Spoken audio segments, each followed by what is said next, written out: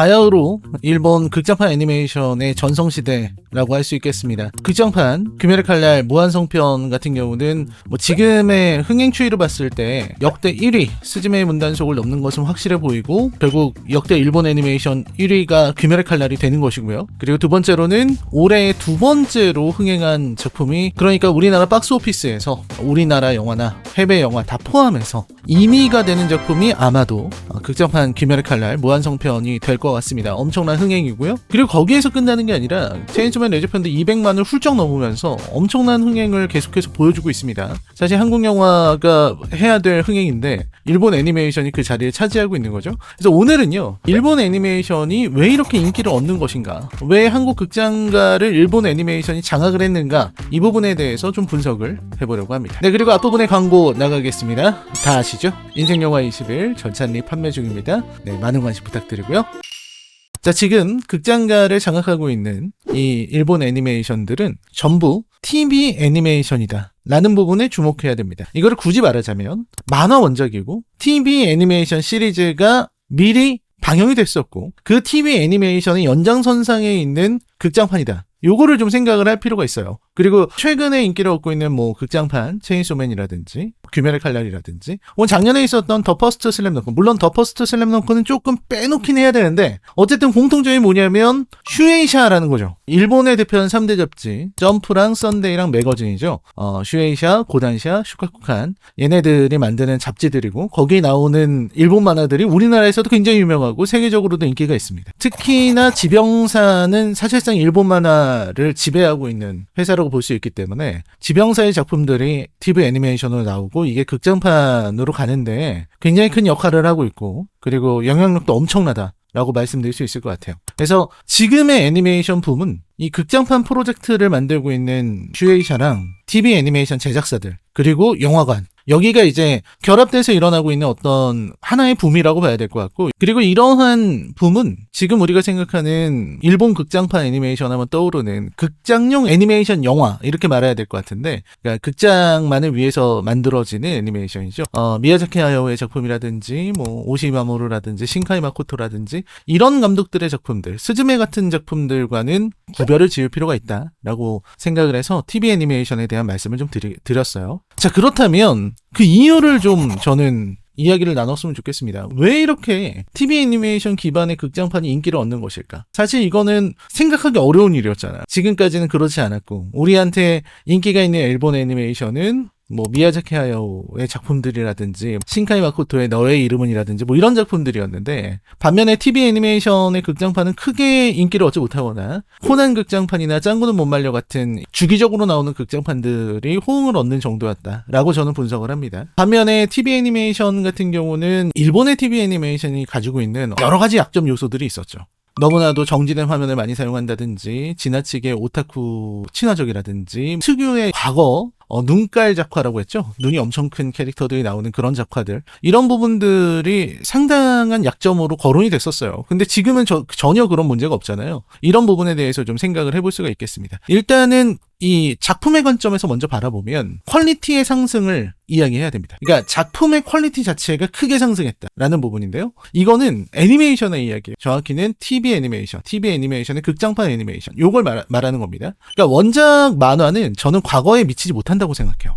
슈에이샤 같은 경우도 지금에 나오고 있는 뭐 귀주톱, 우리가 얘기를 했지만 벌써 2작품이 완결이 됐고, 그 이후에 나오는 작품들도 사실은 과거의 영광에 비할 수 있는 작품들은 잘 없어요. 그리고 신작들도 많이 나오지 않고 있는 추세예요. 그래서 일본 만화 자체의 퀄이 예전에 뭐 원피스, 나루토, 블리치 시대보다 훨씬 더 높아졌다라고 보기는 어렵고, 그런 부분의 문제는 아닙니다. 문제는 뭐냐면 TV 애니메이션의 퀄리티가 높아지기 시작했다는 거. 그래서 TV 애니메이션의 퀄리티가 높아지다 보니까 원작이 가지고 있는 부족한 면을 TV 애니메이션이 보완을 하게 됐어요. 그래서 사람들은 원작의 수준이 어떠냐를 보기보다는 TV 애니메이션의 수준이 어떠냐를 따지기 시작했죠. 그러니까 이거는 뭐 유포 테이블처럼 뭐 잘 만드는 애니메이션 회사가 나왔다 이렇게 보기에는 어려운 게 그 전부터도 이 TV 아니메의 수용자들의 어떤 감수성이 굉장히 깊어지고 그들의 안목이 높아진 그런 영향이 있거든요. 그런 영향 때문에 일본 애니메이션의 전체적인 수준이 올라가고 있는 것이다. 이렇게 말씀드릴 수가 있는 것이죠. 대표적인 예들이 이제 귀멸의 칼날 같은 거예요. 귀멸의 칼날의 원작 작화는 고토게 코요하루가 그림을 잘 그린다라고 볼 수도 있겠지만 어쨌든 원작 작화와 TV 애니메이션 작화 그리고 TV 애니메이션에서 보여주는 어떤 전투씬이라든지 연출 이런 것들은 원작 만화를 크게 앞서고 있어요. 진격의 거인 같은 경우도 마찬가지입니다. 진격의 거인도 만화판이 있지만 원작 만화가가 가지고 있는 어떤 그림체의 한계가 존재하는데 그가 가지고 있는 어떤 그림 실력을 훨씬 뛰어넘는 방식으로 일본 애니메이션이 나왔어요. 그래서 지금도 사람들이 리바이가 보여주는 이런 전투 장면 같은 거를 움직이는 짤로 보고 그러는 것이죠. 그리고 원펀맨 같은 작품이 있죠. 대표적인 것이죠. 원펀맨의 원작 만화의 퀄리티와는 상관없이 TV 애니메이션 1기는 그 압도적인 연출력 때문에 큰 인정을 받았지만 2기는 이 연출력이 떨어지면서 인정을 받지 못하고 있죠. 이런 것처럼 TV 애니메이션이 어떠냐 이게 굉장히 중요하다. 그리고 그 퀄리티가 상승했기 때문에 사람들의 관심도도 높아졌다라고 말씀드릴 수 있습니다. 그리고 인터넷이 발전하고 또 많이 이제 보급되는 게 편해지면서 여러 가지 플랫폼을 통해서 일본 애니메이션을 조금 더 쉽게 접할 수 있는 시대가 되면서 예전에는 어둠의 경로로 많이 봤잖아요. 진격의 거인 처음 나왔을 때 빛의 경로로 보신 분들도 있겠지만 대부분은 어둠의 경로를 어떻게 해서 본단 말이에요. 그때만 해도 네이버 검색어 순위가 있을 텐데 그때 TV 애니메이션 1기에서 리바이가 지나가면서 우르세나라는 대사를 했는데 우르세나가 영화 검색에 오를 정도로 사람들의 엄청난 관심을 받았었죠.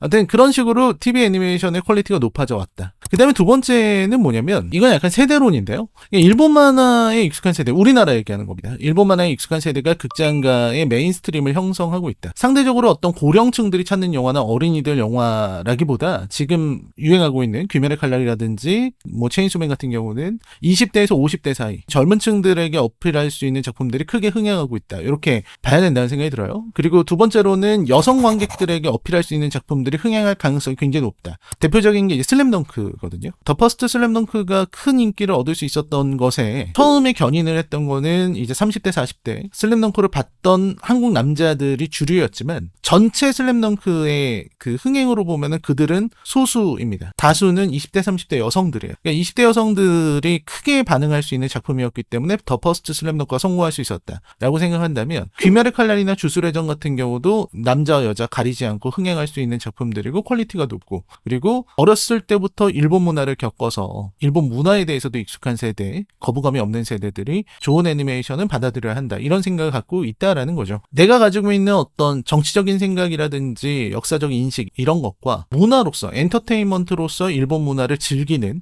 이것은 구분되어야 된다라고 생각하는 세대들이 이제 지금의 주류를 이루고 있다라고 볼 수 있는 거죠. 그런 어떤 거부감을 상쇄한 작품들이 이제 원피스라든지 포켓몬이라든지 디지몬 같은 작품들이라고 생각해요. 지금도 코요테 김종민 씨가 나와서 우리의 꿈 같은 거 부르면 젊은이들이 추억에 차서 같이 막 따라 부르는 것처럼 우리들에게는 그런 것들이 추억이 됐습니다. 그리고 조금 세 번째 이유라고도 볼 수 있겠는데 그게 뭐냐면 코로나 시대라고 볼 수 있어요. 코로나 시대가 오면서 애니메이션의 관람 환경이 변화했습니다. 그러니까 코로나 시대에 우리가 방에 갇혀서 영화라든지 애니메이션을 집에서 달리는 습관을 그런 거를 체득하신 분들이 되게 많아요. 코로나 때 집에 있는 사람들이 많았기 때문에 그런 영향들이 좀 있었고 그래서 일본 애니메이션 극장판을 영화관에 가서 보는 거 이런 것도 좀 가능해졌다 라고 말씀드릴 수 있을 것 같아요. 그리고 그러한 이유로서 이제 제작 환경도 변화가 되면서 TV 극장판 애니메이션들이 굉장히 많아지고 있습니다. 그러니까 극장을 찾는 관객들이 많이 늘어났잖아요. 그리고 TV판 애니의 성공도 늘어났습니다. 그렇게 되니까 이 제작도 되게 달라졌어요.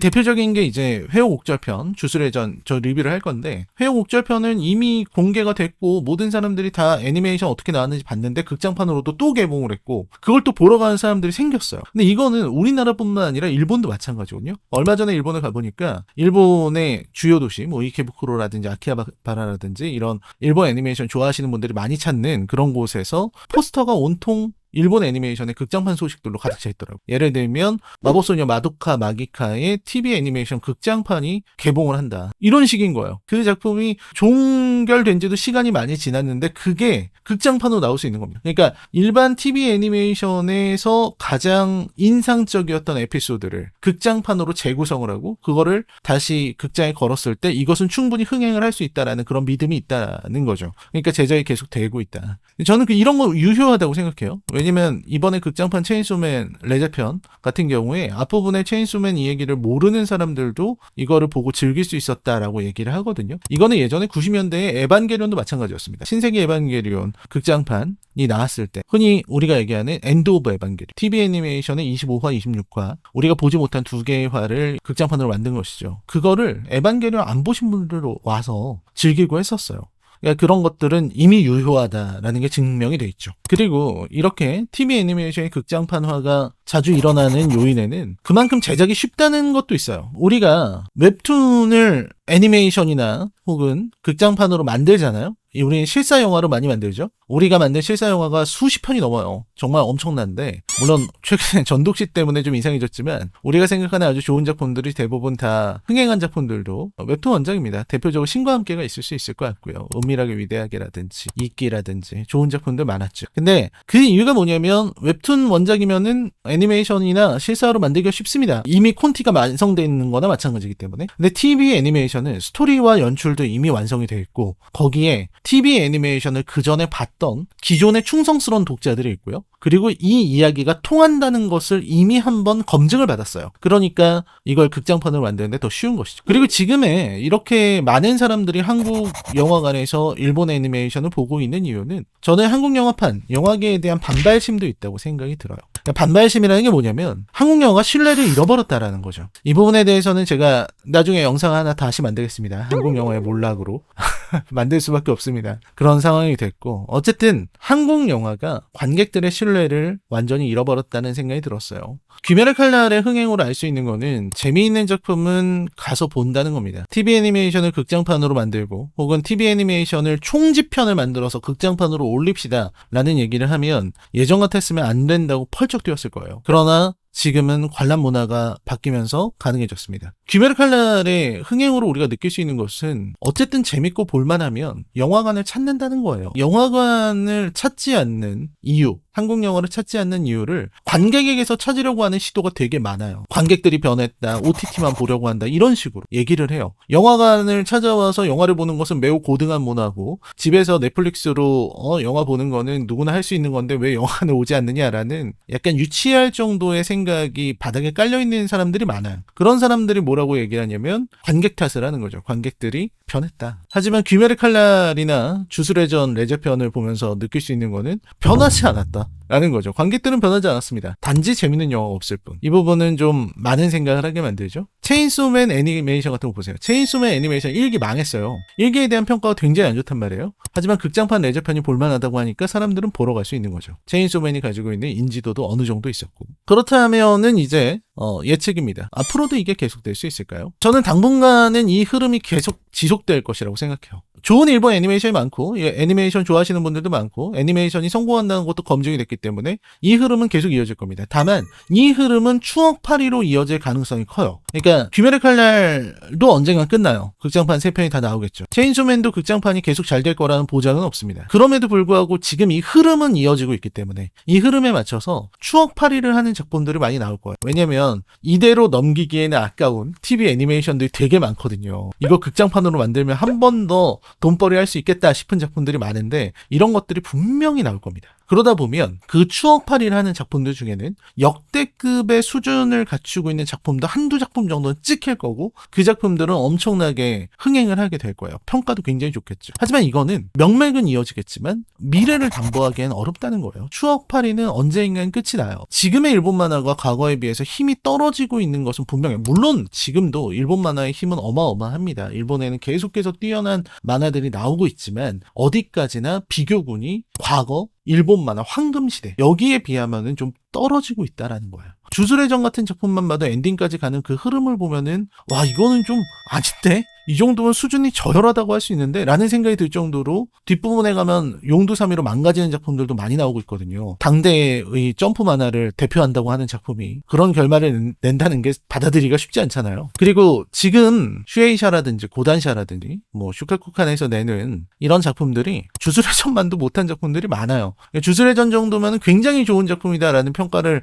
해야 된다는 게 지금 시대의 어떤 한계점이기도 합니다. 그래서 이런 부분들에 있어서 대규모의 추억 소환이 이루어질 것 같고요. 그리고 그런 것들은 일본인들만의 어떤 자위로 끝날 확률이 높다. 라고 저는 생각을 합니다. 그래서 지금의 대규모 일본 극장판 러쉬, 이 시대가 새로운 창작자들을 자극해야만 미래에도 이런 일들이 계속해서 이루어질 수 있을 것 같다라는 생각이 들어요. 많은 사람들이 미야자키 하야오의 뒤를 이을 후계자를 찾았어요. 포스트 미야자키는 누구냐? 하지만 지금의 어떤 일본 애니메이션의 위기는 뭐냐면 포스트 토리야마를 찾아야 된다. 그게 제 결론이고요. 아무튼 높은 퀄리티가 일본 애니메이션의 힘의 굉장히 큰 부분입니다. 이런 퀄리티를 앞세운 일본 극장판 애니메이션의 전성시대는 저는 이제부터 시작이다. 왜냐면 본격적인 추억팔이가 몰려올 것이기 때문에 그 중에는 정말 좋은 작품들도 있습니다. 그래서 파괴력이 엄청나지만 결국은 그거는 집 기둥을 뽑아서 불을 지피는 격이기 때문에 언젠가는 끝이 날 것이다 라는 생각이 들고요. 하지만 이런 시대를 겪으면서 우리가 되게 많이 반성해야 된다는 생각이 들어요.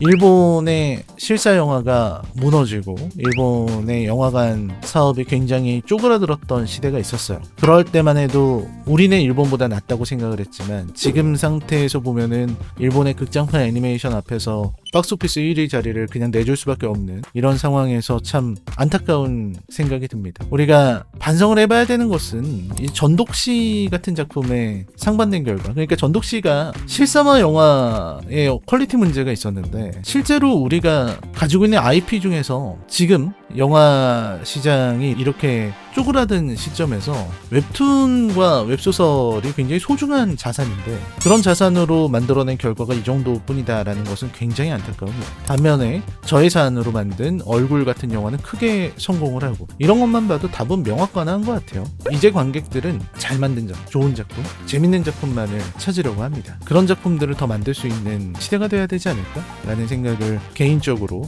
하게 되는 것 같습니다. 저 역시 한국 영화를 너무너무 사랑하고 그래서 영화도 만드는 입장에서 많은 생각을 하고 지금의 영화관의 흐름을 바라보고 있습니다. 오늘 일본 애니메이션이 왜 이렇게 인기일까? 라는 부분에 대해서 제가 가지고 있는 생각들 좀 나눠봤습니다. 저는 다음 영상으로 찾아뵙겠습니다. 안녕히 계십시오.